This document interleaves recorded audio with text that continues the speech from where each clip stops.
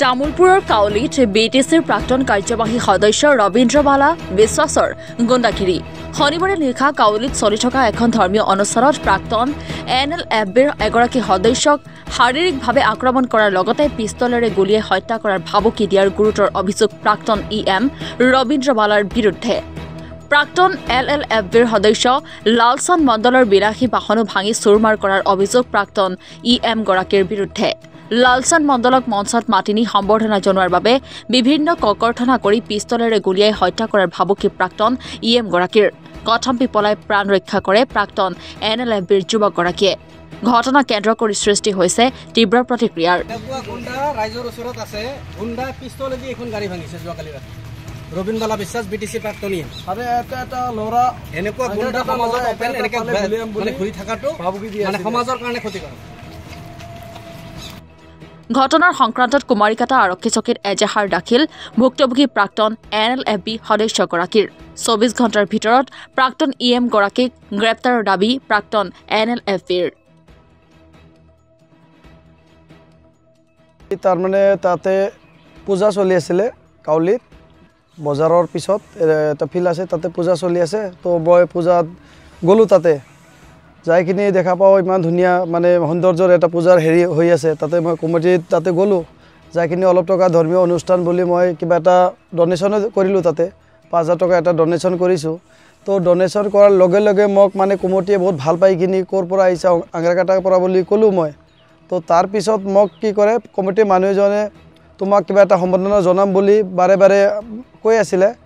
তাৰপিছত মই নালাগে মোক একো নালাগে ধৰ্মীয় অনুষ্ঠান কিবা এটা হেৰি মই সহায় কৰিছোঁ মই এইখিনি মোৰ ভাল আৰু তো এইটো ভাবিখিনি পিছত কমিটিৰ মানুহবিলাকে কি কৰিলে মোক সম্বৰ্ধনাৰ কাৰণে ষ্টেজত মাতিলে। মাতাৰ লগে লগে মই পিছত গ'লোঁ তাতে মই সম্বৰ্ধনা জনাৰ লগে লগে মোৰ ভাই এজন লগত গৈছিলে তেখেতকো দিলে আৰু মোকো দিলে। তাৰপিছত তেতিয়া ৰবীন্দ্ৰ বালা বিশ্বাস তাতে ষ্টেজত থিয় আছিলে। মই উঠাৰ লগে লগে তেখেত লগে লগে নামি আহিলে তললৈ আহিলে। তাৰপিছত ষ্টেজৰ পৰা নামি আহি তেখেতে কাৰ্যালয়ৰ ওচৰত যাইকিনি থিয় দি আছে। তো মই কি হৈছে তাৰপিছত আপোনাৰ হেৰি ষ্টেজৰ পৰা নামি আহোঁতে মই বাহিৰত অহাৰ লগে লগে মোক হাতেৰে অত্যাচাৰ কৰে থাপ্পৰ মাৰিছে। কমিটিয়ে মানে বহুত তেখেতক মানে ৰখিবলৈ চেষ্টা কৰিছে। তেখেতে ৰখা নাই ছাইডত লৈকিনি মোক পিছত পিস্তলেৰে গুলিয়াম বুলি কৈখিনি মই দিছে। তেতিয়া মই মানে নিজৰ প্ৰাণৰ ভয়ত মোৰ নিজৰ গাড়ী AS01 FQ 8225 মই নিজৰ গাড়ীখনত যাইকিনি দৌৰে মই গাড়ীত বহিলোঁ। তেতিয়া ৰবীন্দ্ৰ বালা বিশ্বাসে তাৰ পিছত আহি কিনি বন্দুকেৰ নালাৰে পিছপিনে মোৰ গাড়ীখন ভাঙায়। তাৰপিছত মই তাৰ পৰা প্ৰাণ ভয়েৰে মই ওলাই আহি পৰোঁ। এতিয়া মই এজাহাৰ দিব খুজিছোঁ এজাহাৰ দি আছোঁ থানাত আৰু 24 ঘণ্টাৰ ভিতৰত তেখেতক যাতে এৰেষ্ট কৰে আৰু আমাৰ যোনটো সংগঠনৰ মানুহ লগতে ভাই বন্ধু চব আছে। তো আমাৰ সহায় সহযোগ আমাৰ চবৰে লাগে 24 ঘণ্টাৰ ভিতৰত তেখেতক এৰেষ্ট কৰিব লাগে আমাৰ এইটোৱে হেৰি।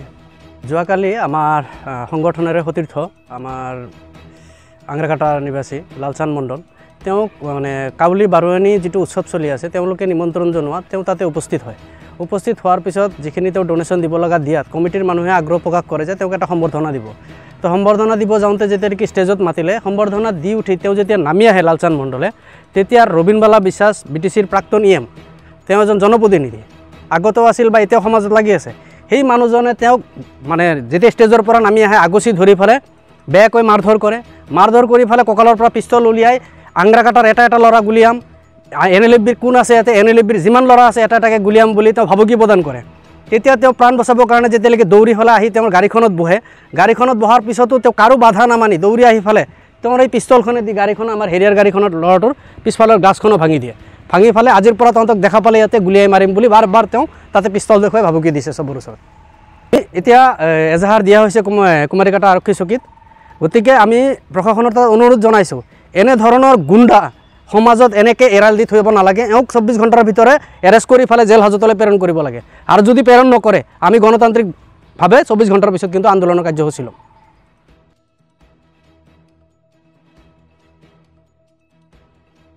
News desk Assam today.